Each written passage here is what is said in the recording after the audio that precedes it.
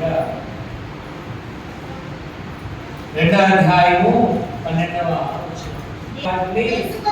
తెలుసుకొనుటకై మనము లౌకిక ఆత్మను కాక దేవుని వద్ద నుండి వచ్చు ఆత్మను, దేవుని వద్ద నుండి మనకు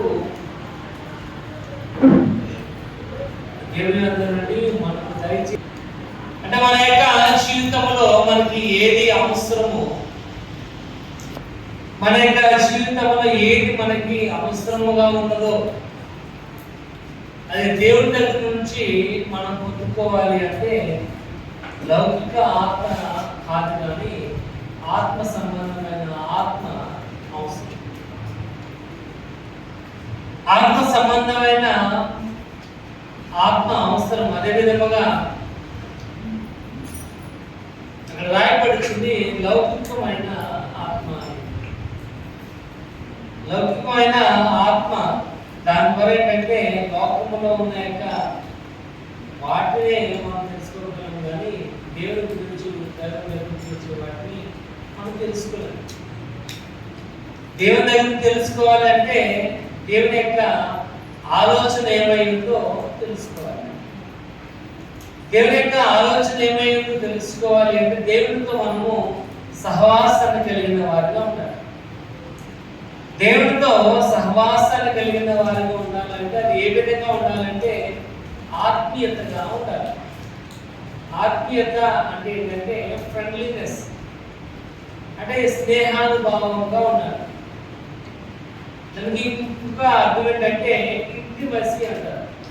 ఇంటిమసీ అంటే బాగా దగ్గర సంబంధం. అంటే దేవుడితో చాలా డీప్గా మన సహవాసాన్ని కలిగిన వారిగా ఉంటేనే ఆయన మనకి ఏమి దయచేస్తున్నాడని మనం తెలుసుకోగలం. రాయబడుతుంది దేవుని వలన మనకు దయచేయబడిన వాటిని తెలుసుకున్నట్టే.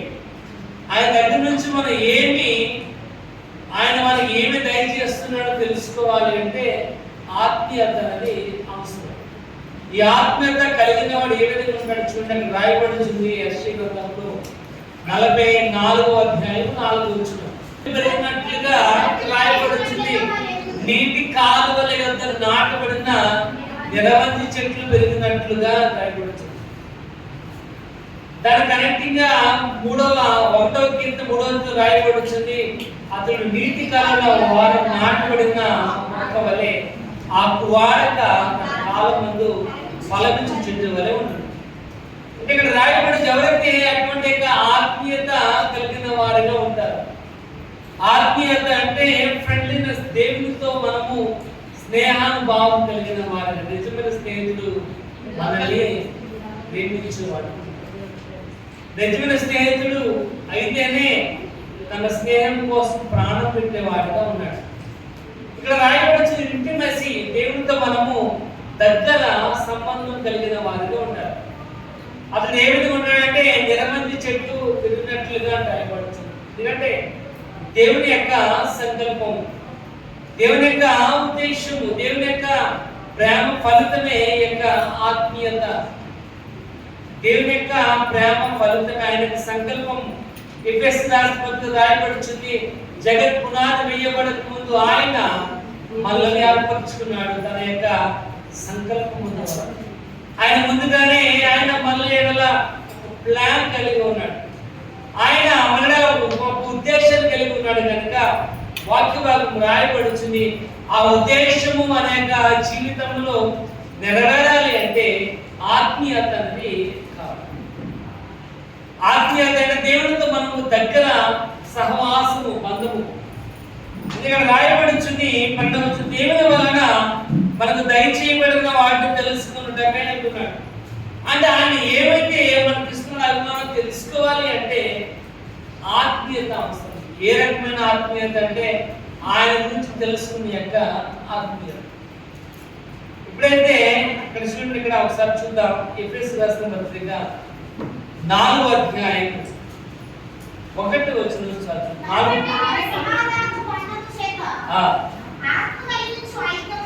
ఆత్మ కలిగించు ఐక్యతను కాపాడుకునేందుకు శ్రద్ధ కలిగిన వారే కాపాడుకున్నట్టుగా అంటున్నాడు. ఇక్కడ మనము అనేకమైన ఇంటి పేర్లు కలిగిన వారిలో మన ఏ రకమైన బంధువులం అయితే మన ఎవరమో మనకు బంధుత్వం అనేది లేదు. కానీ మనకి బంధుత్వం ఎలా ఏర్పడుతుందంటే ఈ ఊర్లో ఒకే ఊర్లో ఉండటం వల్ల, ఒకే గ్రామంలో ఉండటం వల్ల, ఒకే ఇంటి పక్క ఇల్లు కావడం వల్ల మనకి బంధం అనేది ఏర్పడింది. బంధము దేవుడు ఏర్పాటు చేస్తుంది. ఇక్కడ రాయబడుచుంది, మీకు సమాధానమును బంధము చేత ఆత్మ కలిగించు ఐక్యతను కాపాడుకున్నట్టు శ్రద్ధ కలిగిన వారే ఉండాలి. కలిగించిన యొక్క ఆప్యాయతలు అనుబంధాలు కాపాడుకోవాలంటే ఆత్మీయత అనేది, ఆత్మీయత లేకపోయినట్లయితే ఏ బంధం అనేది నిలబడదు. అది రాయబడుతుంది. కనుక ప్రేమతో ఒకరినొకడు సహించుకోవాలి. రాయబడుతుంది. ప్రేమించమంటలేదు, ఏంటంటే సహించుకోవాలి. నేను తిట్టినా సహించుకోవాలి, నేను తిట్టినా నేను సహించు. ఎందుకంటే మన మధ్య ఆ ప్రేమ అనేది ఉంది. కాబట్టి ఆ ప్రేమ కలిగిన వారితో ఆ ఐక్యతను మనము పోగొట్టుకోకుండా ఉండాలంటే శ్రద్ధ కలిగిన వారికి ఉండాలి. అంటే ఇక్కడ పైరుతో రాయబడుతుంది, మీరు పిలువబడిన పిలుపులకు తగినట్లుగా శాంతంతో కూడిన సంపూర్ణ వినయంతో సాత్వికతో నడుచుకునేవారు.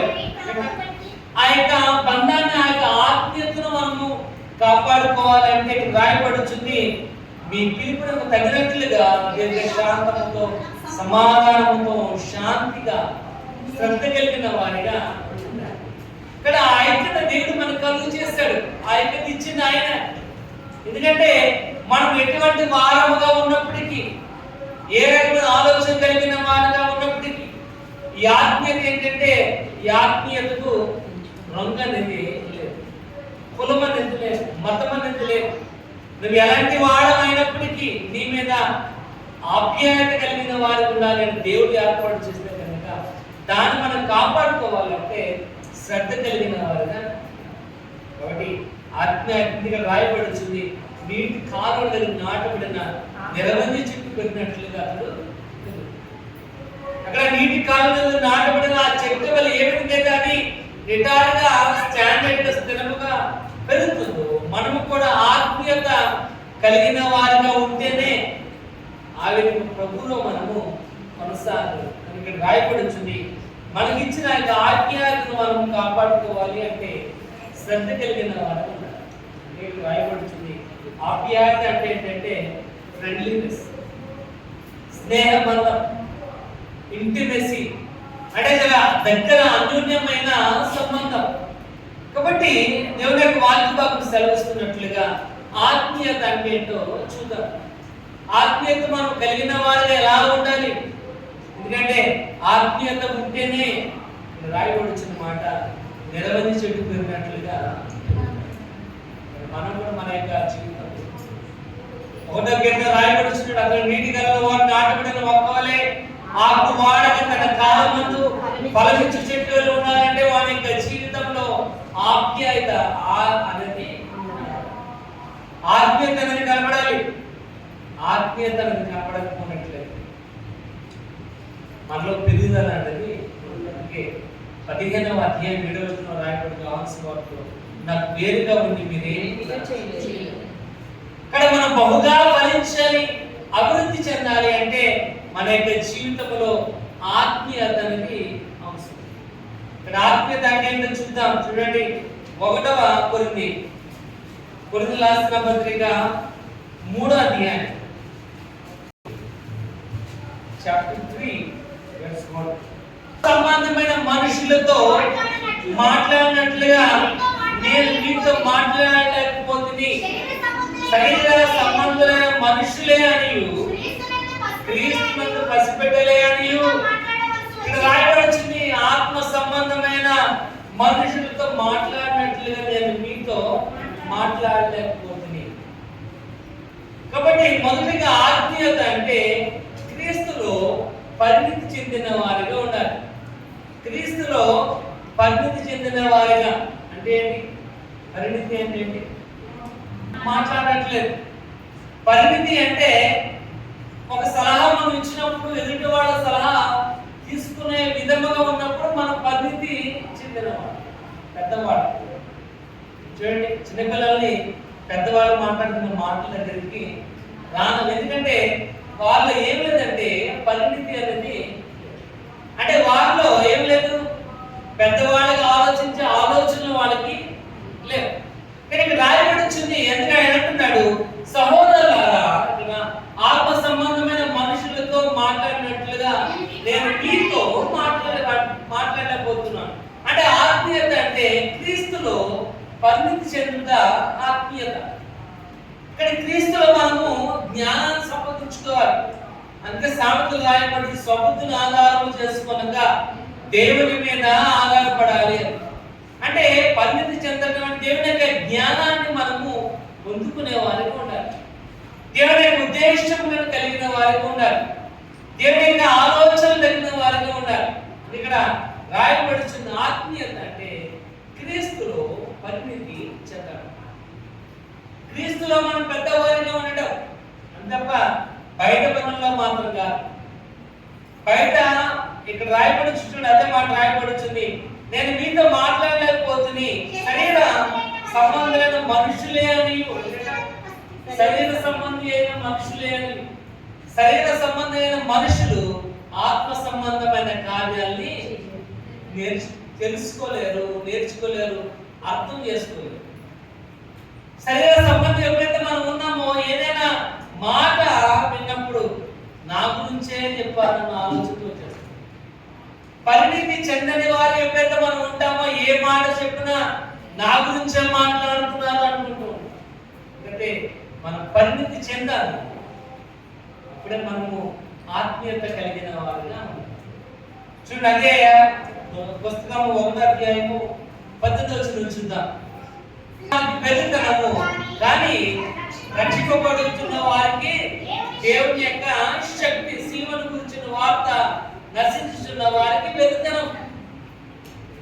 శిలువను గురించిన వార్త నశించున్న వారికి పెరుగుతనం. యూట్యూబ్లో ఒక పోలింగ్ వస్తుంది, ఏంటంటే 3 మేకులు పీక్కులేని వాడు రక్షకుడు ఏంటి? ఆ 3 మేకులు వేయించుకున్నదే నీకోసం, ఆ 3 మేకులు వేయించుకున్నదే నీ యొక్క పాప జీవితంలో నుండి నువ్వు పరిమితి చెందిన వారిగా ఉండడం కోసం. అంటే రాయబడుతుంది, సిలువను గురించిన వార్త నశించున్న వారికి వెతుకుతారు, కానీ రక్షింపబడుచున్న వారు మాకు దేవుని యొక్క I can do all things, నన్ను బలపరిచిన వాడే నేను సమస్తం కూడా చేయగలను. వాడు ఎవరంటే పరిమితి చెందినవాడు. వాడు ఆత్మీయత అంటే క్రీస్తులో పరిమితి చెందిన వారిగా, క్రీస్తులో పెద్దవారిగా మనం ఉండాలి తప్ప పరలో లోక సంబంధమైన విషయాలు మాత్రము కాదు. ఇక్కడ అంటున్నాడు, సహోదరులారా, ఆత్మ సంబంధమైన మనుషులతో నేను మాట్లాడినట్టు మీతో మాట్లాడాలనుకుంటున్నాను, కానీ మీరు ఇంకా లోక సంబంధమైన వారిగా ఉంటున్నారు కనుక నేను మీతో మాట్లాడలేకపోతున్నాను. కాబట్టి ఆత్మీయత అంటే క్రీస్తులో పరిమితి చెందుట ఆత్మీయత. రెండోది మనం చూద్దాం, గలతీయులకు రాసిన పత్రిక 5వ అధ్యాయం 22వ వచనం. ఇక్కడ రాయబడుచున్నాయి 9 ఆత్మ ఫలాలు రాయబడుచున్నాయి. ఇక్కడ పరిమితి చెందడం అంటే ఆత్మీయ ఫలాన్ని పొందడమే, ఆత్మీయ ఫలాన్ని కలిగి ఉండడమే పరిమితి చెందడం. ఎందుకంటే ఇక్కడ వాక్య భాగము రాయబడుచుంది, ఆత్మ ఫలములు ఏమనగా ప్రేమ, సంతోషము, సమాధానం, దీక్ష, దయాత్వం, మంచితనం, విశ్వాసం, సాత్వికం, ఇవన్నీ కూడా కలిగి ఉండడమే ఆత్మీయత.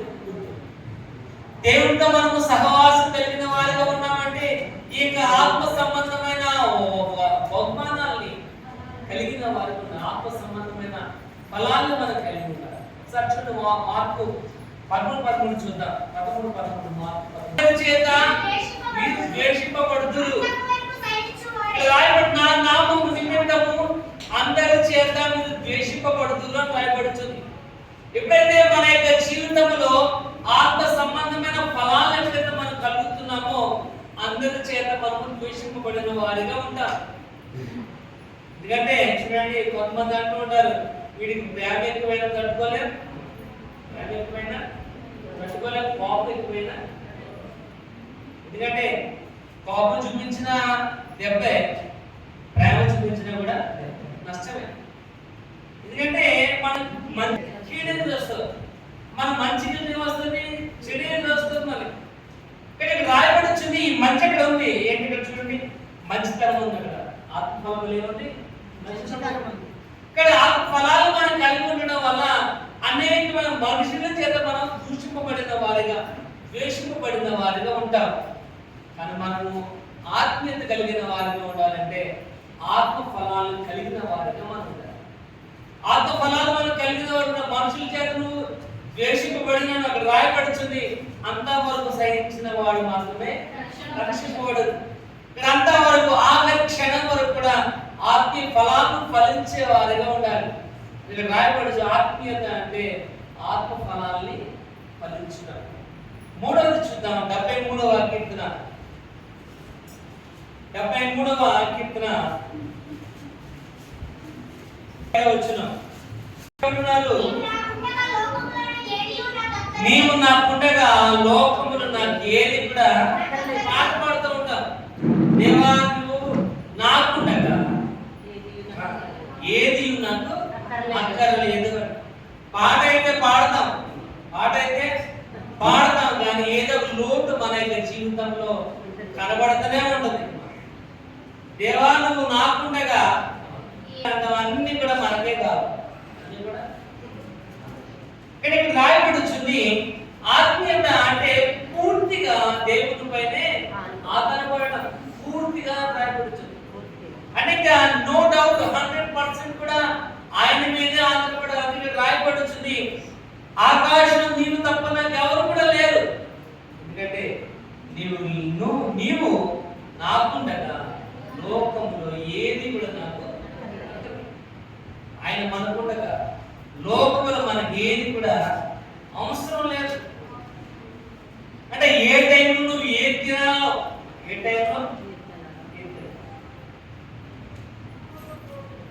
టైంలో నీకు ఏది అవసరమో దేవుడికి మాత్రమే తెలుసు.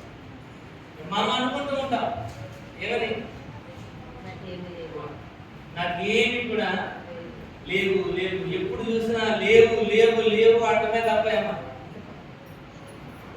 భార్య ఏమంటుంది భర్త దగ్గర, ఏమండి పంచదార లేదు, చీపో లేదు, పాలు లేదు, బియ్యం లేదు, నూనె లేదు, లేవు. ఇప్పుడు కూడా లేవు అంటే తప్ప ఉన్నాయని మాకు ఎప్పుడు కూడా ఏ భార్య భర్త దగ్గర పూర్తిగా దేవుని మీద మనము ఆధారపడాలి. అంటే రాయబడి వచ్చింది నీవు నాకుండగా లోకంలో నాకు ఏది కూడా. చూడండి 2 క్రానికల్స్ 2వ దినవృత్తాంతము 20:12 వచనం. తీర్చవా మా మీదికి ఈ గొప్ప సైన్యము యుద్ధము చేయుటకు మాకు శక్తి చాలదు, ఏమి చేయుటకు మాకు తోచట్లేదు, నీవే మాకు. యెహోషువ ప్రార్థన చేస్తున్నాడు ఏమని, ఈ సైన్యం యుద్ధం చేయడం మాకు శక్తి, ఏమి చేయాలో తోచట్లేదు, నీవే మాకు దిక్కు అని యెహోషువ ప్రార్థన చేయగా అంటున్నాడు కింద వచ్చినప్పుడు, మీరు రిలాక్స్డ్ గా ఉండండి. ఏంటంటే రిలాక్స్ గా ఉండండి, మీరు జస్ట్ కూర్చోండి చాలు, మీరు నిలబడ్డే చాలు, నేను చేస్తా కాదు. ఎందుకంటే వారు పరిపూర్ణముగా దేవుని మీద వారు ఆధారపడ్డారు. పరిపూర్ణంగా దేవుని మీద వారు ఆధారపడ్డారు కనుక వారు అంటున్నారు మీరు జస్ట్ ఊరకనే నుంచోండి. నిర్గమకాండంలో కూడా రాయబడి వచ్చింది 14వ అధ్యాయంలో ఆయన అంటున్నాడు మీరు ఊరకనే ఉండమని చెప్పాలి. ఆ సముద్రం దగ్గర వాళ్ళు కట్టలు పడిపోతున్నారు కనుక ఫరో సైన్యం ముందు సముద్రం ఏం చెల్లుతారు ఇట్లా ఎవరు చెప్పాడు, జస్ట్ వాళ్ళు పీకామ్ ఊరకనే ఉంచమని చెప్పు దేవుడు కార్యం చేస్తాడు. ఇప్పుడంటే ఆత్మీయత, ఇప్పుడంటే పరిపూర్ణంగా దేవుని మీద ఆధారపడినాం. ఇప్పుడంటే పూర్తిగా నీవే సర్వస్వం అని ఆయన ఎప్పుడైతే ఆధారపడితే ఆత్మీయత. కాబట్టి ఆత్మీయత అంటే ఫ్రెండ్లీనెస్, ఇంటిమసీ, దేవునితో మన అన్యోన్య సంబంధాన్ని, సహవాసాన్ని కలిగి ఉండడమే ఆత్మీయత. ఇక్కడ ఆత్మీయత అంటే పరిపూర్ణ దేవుని మీద ఆధారపడుతున్నాడు. నీవు నాకుండగా లోకంలో నాకు ఏది కూడా అక్కర్లేదు. నాకు ఆయన మనతో పాటు, ఆయన మన వైపు ఉండగా, ఆయన నీ వైపు ఉండగా ఏది కూడా నీ యొక్క జీవితం నీకు అవసరం. ఎందుకంటే ఏ టైంలో ఏది అవసరం అది ఆయన నీకు దయచేసేవాడు. ఏ టైంలో ఎటువంటి బట్టలు కావాలి, ఎటువంటి ఆహారం కావాలి, ఎటువంటి వాతావరణం నీకు అవసరము ఆయన బాగా తెలుసు. ఆత్మీయత అంటే పూర్తిగా దేవుని మీద ఆధారపడుట ఆత్మీయత. 4 చూద్దాం. యోహాను సువార్త 13:3 17:3 యోహాను సువార్త. అద్వితీయ సత్య దేవుడైన నేను పంపిన యేసుక్రీస్తును ఇక్కడ రాయబడుచున్న ఆత్మీయత అంటే దేవుని వ్యక్తిగతంగా తెలుసుకోవాలి. ఆయన ఎలాంటి వాడో వ్యక్తిగతంగా తెలుసుకోవాలి. వాక్యం వినడం కాదు. వాక్యం మనం వింటా దేవుడు ప్రేమ స్వరూపి అని నువ్వు అనుకుంటూ ఉంటావు. దేవుడు ప్రేమ స్వరూపి, ఆయన అందరిని ప్రేమించేవాడు అని నువ్వు నేర్చుకుంటాం కాదు. వ్యక్తిగతమైన అభిప్రాయం అనేది కలిగి వ్యక్తిగతంగా నువ్వు దేవుని తెలుసుకోవాలి. ఒక్కరోజు పనికి వెళ్తేనే మన పనిచిన రైతు ఎటువంటి వాడు మనం చెప్పారు.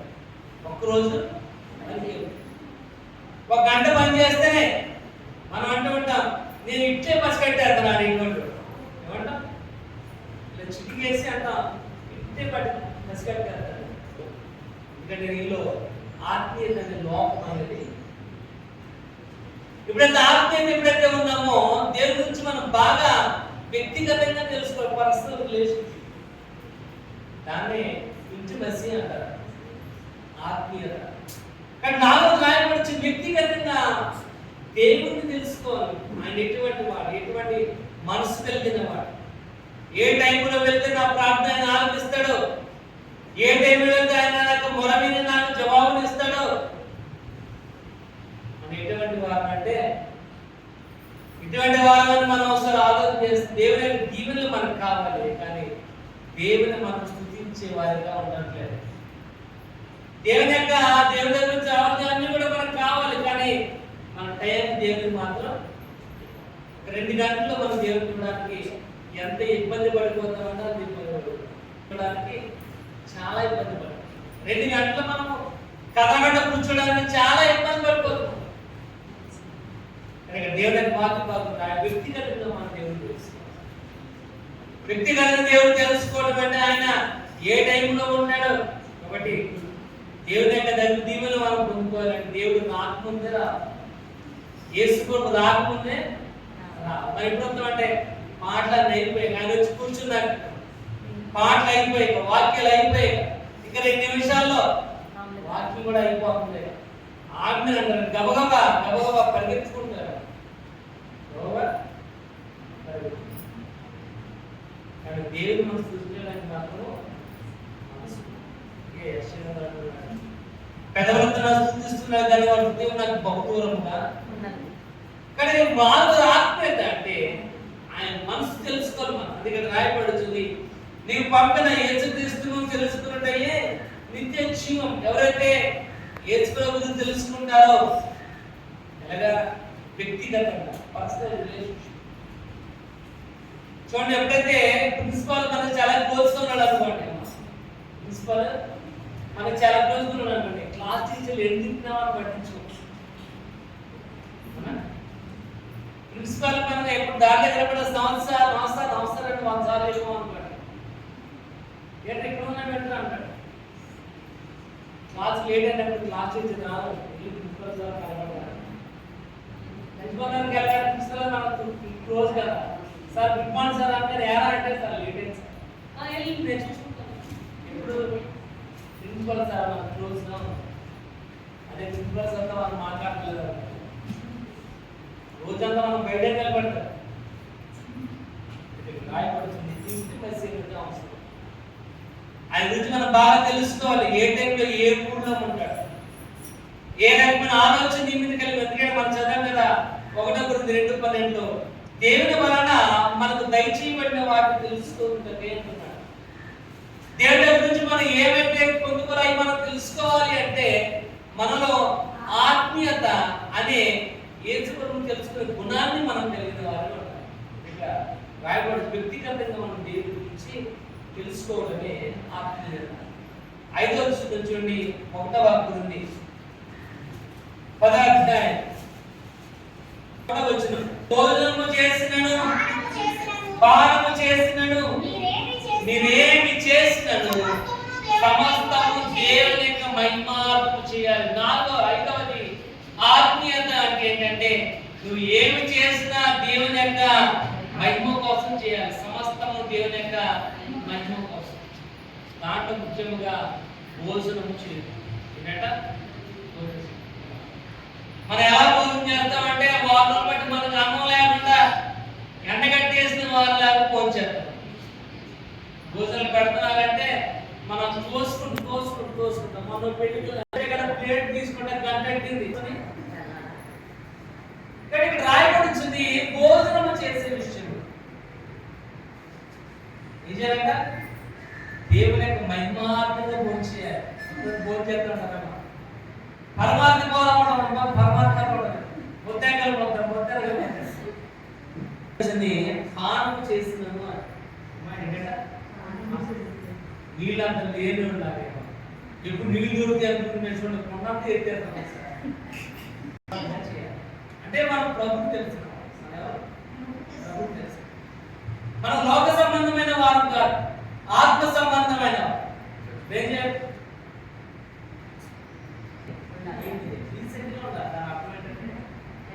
మర్యాద పూర్వకంగా ఉండాలి. మనము ఇక్కడ మన హోటల్కి వెళ్తున్నాం, పెద్ద హోటల్కి వెళ్ళాలనుకుంటాం, 5 స్టార్ హోటల్కి వెళ్ళాలనుకుంటాం, డీసెంట్గా ఉండాలి. అదే మా వెంటనే చెట్టు చిన్నది గాబులు చెట్టు ఇస్తున్నాం అనుకోండి, గిట్టేస్తాడు మన మర్యాద పూర్వకంగా మనం ప్రభుత్వం తెలుసుకున్నాం.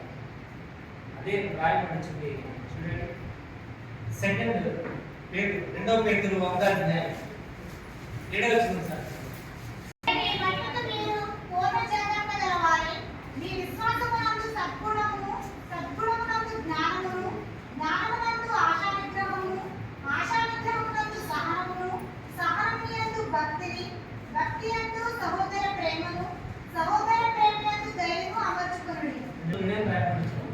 అంటే అమర్చుకోవడం అంటే ఏంటి? అమర్చుకోవడం అంటే ఏంటి? ఇప్పుడు పోయినా పర్లేదు అనుకుంటే అనుకోమా, వేరే బాగా చేయించుకోవాలి. కానీ ఈ చెయ్యి ఏం చేయాలి? మనకు కరెక్ట్గా ఫిట్టింగ్ ఉండాలి. చేయబట్టే సార్ ఏం చేయాలి? దాన్ని అమర్చుకోవాలి, బాగా చేయించుకోవాలి.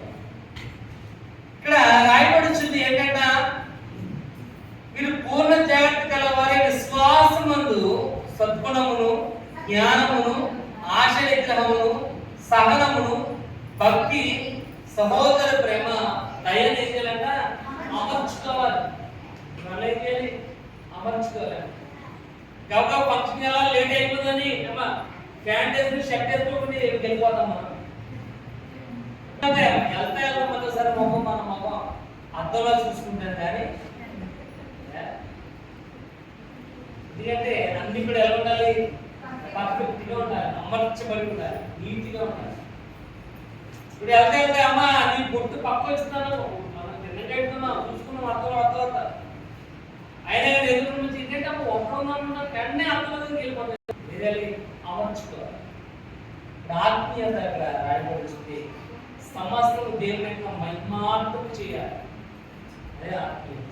ఇప్పుడే మనము నేటి కాలంలో వారం నాటబడిన నిరవధి చెట్టు కట్టినట్లుగా మనము, ఎందుకంటే దేవుడు మనకి ఏమైనా అనుగ్రహించాడో, దేవుడు మనకు దయచేస్తున్న వాటిని తెలుసుకోవాలి అంటే ఆత్మీయత కావాలి.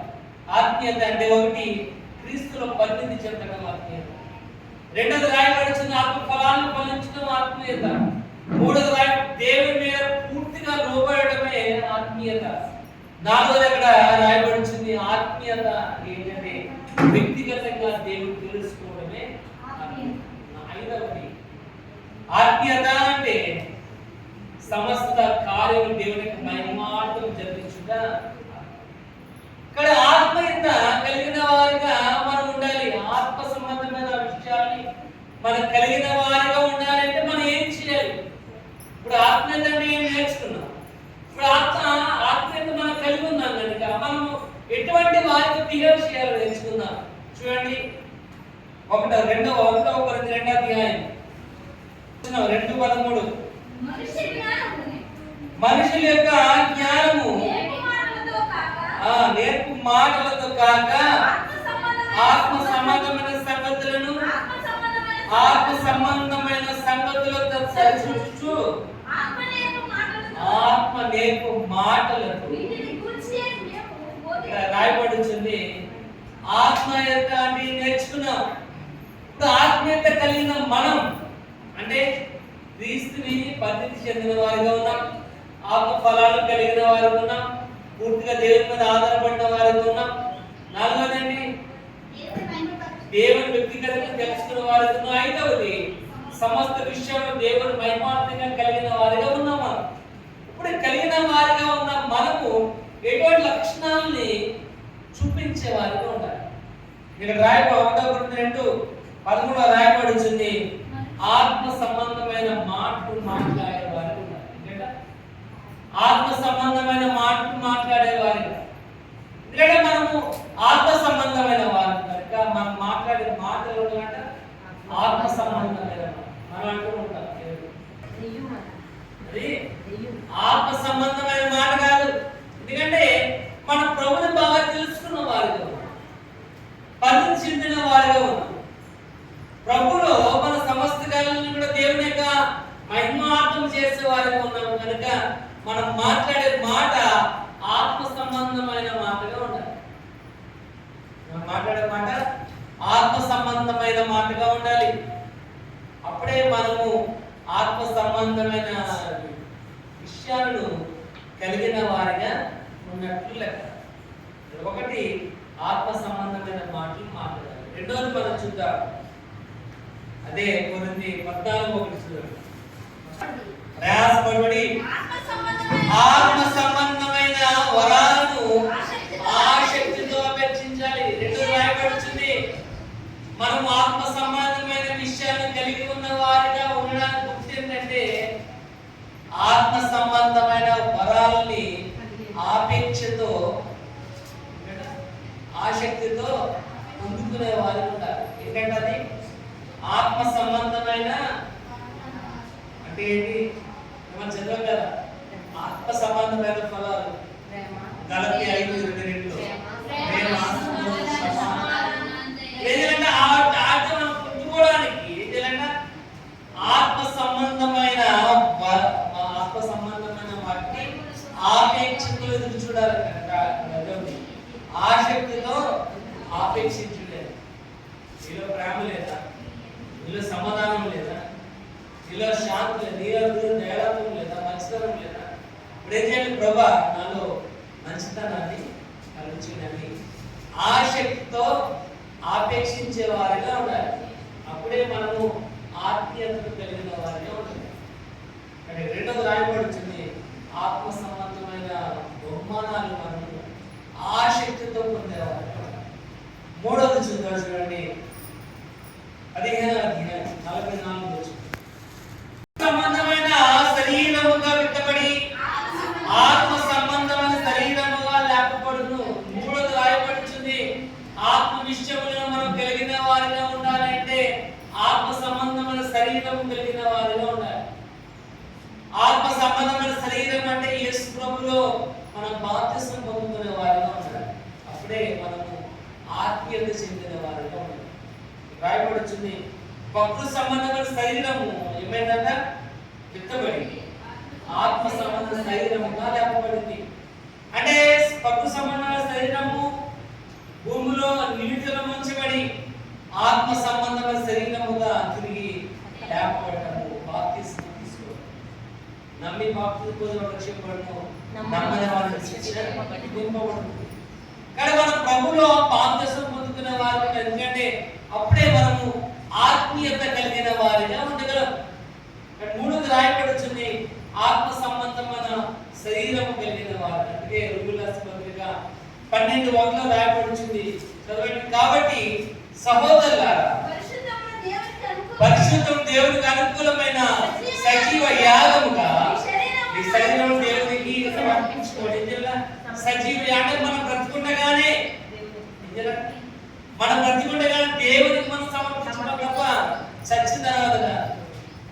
చచ్చినోడు బాగానే ఉంటాడు. చచ్చినోడు బాగానే ఉంటుంది. ఎందుకంటే వాడిని ఫేస్బుక్ హౌస్లో పడతాం. ఎక్కడ పడతాం? చాలా మాట్లాడమాట సౌండ్లు కాలిపోయి నీరసం వచ్చేసి ఏడ్చి అలసిపోయి ఎవరికి ఆడు బాగానే ఉంటాడు చచ్చిపో. కానీ మన ఇబ్బంది పడుతుంటాడు. ఎందుకుండగానే ఈ భూమి మీద మనం జీవించుండగానే ఏం చేయాలట? దేవునికి మనం సమర్పించుకోవాలి. కాబట్టి సహోదరులారా పరిశుద్ధము దేవునికి అనుకూలమైన సజీవ యాగముగా మీ శరీరములను ఆయనకి ఏం చేయాలట? సమర్పించుకోవాలి. అది రాయబడుతుంది. ఆత్మ సంబంధమైన శరీరం కలిగిన వారిగా ఉండాలి. ఆత్మ విషయంలో మనకు కలిగిన వారు ఉండాలి. గుర్తు ఏంటంటే, ఒకటి ఆత్మ సంబంధమైన మాటలు మాట్లాడాలి. అందుకే మాట్లాడినప్పుడు మీరు మాట్లాడుతున్నారు ఉప్పు వేసినట్లుగా సారం కలిగినట్టు కృపా సహితముగా మాట్లాడుతున్నా సారం కలిగినట్లుగా. అంటే మాటలు వింటుంటే ద్రోగుడినచ్చు కొంచెం దాంట్లో రాయేసి కొడితే ఎవరికంటే ఊరు చివరికి అలా ఉండకూడదు. మన వాయిస్ ఉండలేక కోపిల వాళ్ళు సాఫ్ట్గా స్వీట్గా రాయబడుతుంది. ఆత్మ సమానమైన శరీరం కలిగిన వారు ఉన్నారు. 4వ చూద్దాం.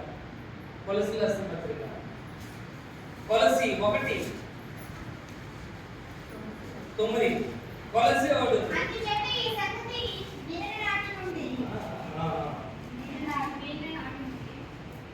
మీరు సంపూర్ణ జ్ఞానమును ఆత్మ సంబంధమైన వివేకము గలవారు రాయబడుతుంది. 4వది ఆత్మ సంబంధమైన వివేకము కలిగిన వారు. ఆత్మ సంబంధమైన జ్ఞానం కలిగిన వారు. మీరు సబుద్ధిని ఆధారం చేసుకోకుండా దేవుని మీద పూర్తిగా ఆధారపడాలి. ఆత్మ సంబంధమైన వివేకము అని, ఆత్మ సంబంధమైన జ్ఞానం కలిగిన వారుగా ఒకసారి యేసుప్రభువుకి వాక్యం చెప్పడానికి వెళ్తున్నప్పుడు యేసుకు తెలిసింది అక్కడ ఉన్న వారు నన్ను అంగీకరించే విధంగా లేదు అని తెలిసినప్పుడు ఆయన దాటి వేరే మార్గంలో వెళ్ళిపోయినట్లుగా బైబిల్లో. కానీ అదే ప్లేస్ లో మనం ఉన్నట్లయితే అమ్మా కావాలని గొడవలో దూరి కొట్టించుకుని వచ్చేదాకా మనకు మనస్సేనే అనేది రాయబడుతుంది. ఆత్మ సంబంధమైన వివేకము కలిగిన వారు, జ్ఞానం కలిగిన అప్పుడే మనం ఆత్మీయతలో పరిణితి చెందిన వారిగా మనం ఉండగలం. ఇక్కడ ఆత్మ సంబంధమైన విషయాలు మనం కలిగిన వారిగా ఉండడానికి గుర్తు ఏంటంటే రాయబడుతుంది ఆత్మ సంబంధమైన వివేకము కలిగిన వారిగా. తర్వాత చూద్దాం, చూడండి 1 Petrus 2 అధ్యాయం.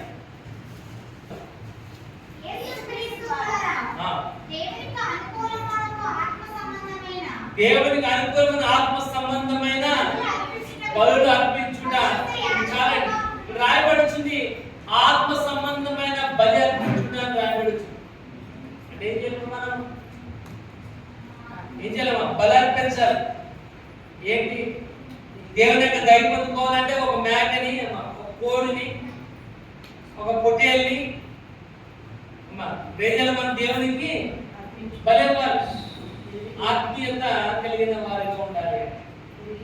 ఆత్మ సంబంధమైన వారిగా కలిగి ఉండే గుర్తు ఏంటంటే ఆత్మ సంబంధమైన బలి విరిగి నలిగిన హృదయం దేవుడు అలక్ష్యం చేసేవాడు మాత్రం కాదు. విరిగి నలిగిన హృదయంగా దేవుడి దగ్గర మనం ఉండాలి. కానీ రాయబడుతుంది ఆత్మ సంబంధమైన బలి అర్పించడం కంటే ఆయన మాట వినుట శ్రేష్టము అంటున్నాడు. ఇప్పుడు ఆత్మ సంబంధమైన బలి ఏంటంటే ఆయన మాట వినటము ఆత్మ సంబంధమైన బలి. కాబట్టి ఇక్కడ మన ఆత్మ సంబంధమైన విషయాలు మనం కలిగిన వారిగా ఉండాలి అంటే ఆయన మాట మనము వినాలి. బలి అనే మాటను మనము ఆలకించేవారు. తర్వాత రాయబడుచున్న అదే చదవండి.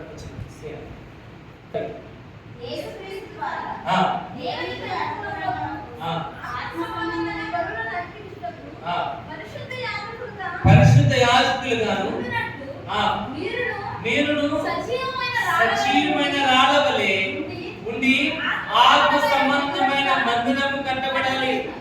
ఆత్మీయత ఆత్మ సంబంధమైన విషయాలు మనం కలిగిన వారిగా ఉండడం ఏంటంటే లాస్ట్ రాయబడుతుంది, ఆత్మ సంబంధమైన మందిరము కట్టబడాలి. ఎక్కడైతే దేవుడు కూడిన నామమును స్తుతిస్తారో వారి మధ్య ఆయన ఉంచాలి. సహోదరులైతే కలిగిన ఎంతో మేలు, ఎంతో మనోహరం. ఆత్మ సంబంధమైన కీర్తనలతోనూ పాటలతోనూ ఒకరినొకరు హెచ్చరించుకోవచ్చు, ఒకరినొకరు సరి చేసుకోవచ్చు ఉండాలని దేవుని యొక్క వాక్యం బాగా సెలవిస్తున్నారు. ఎక్కడ జరుగుతుందంటే ఆయన మందిరంలో. కాబట్టి లాస్ట్ రాయబడుతుంది, ఆయన మందిరం, ఆత్మ సంబంధమైన మందిరము నీ చేత కట్టబడాలి. అదే ఆత్మీయతకు, అదే ఆత్మీయత కలిగి ఉండడం అంటే ఏంటంటే ఆత్మ సంబంధమైన మనిషిగా, ఆత్మ సంబంధమైన బలులు అర్పిస్తూ ఆత్మ సంబంధమైన మందిరం కట్టబడిన వారిగా ఉండాలి. ప్రియమైన వారుగా ఎవరైనా వాక్యం నీటిగా నాటబడి నెలవంచి ఆత్మీయత అంటే క్రీస్తులో పరిణితి చెందడం. ఆత్మీయత ఆత్మీయత అంటే ఆత్మ ఫలాలు కలిగి ఉంటాం. ఆత్మీయత అంటే పరిపూర్ణంగా దేవుని మీద ఆధారపడి. ఆత్మీయత అంటే నేను ఏ పని చేసినాను దేవుని మీద, దేవుని మహిమార్పణ చేయడం. ఆత్మీయత వ్యక్తిగతంగా దేవుని గురించి తెలుసుకోవడం ఆత్మీయత. అటువంటి ఆత్మీయత కలిగిన మనము, అటువంటి ఆత్మీయత కలిగిన విషయాల్లో మనం ఏ విధంగా కలిగిన వారిగా ఉండాలనే గుర్తు మనకి తెలియజేస్తుంది. ఆత్మ సంబంధమైన మాటలు మాట్లాడడం, ఆత్మ సంబంధమైన శరీరం కలిగిన వారిగా, ఆత్మ సంబంధమైన బలు అర్పించడం ద్వారా ఆత్మ సంబంధమైన మందిరం కట్టబడే వారు ఎవరైతే మనం ఉన్నామో, మనం కూడా దేవుని వాక్య భాగం కలిగిస్తున్నట్లుగా, నెరవేర్చేట్టుగా, మనలో ఏ లోపం లేకుండా పరిపూర్ణమైన జీవితాన్ని మనం కలిగిన వారి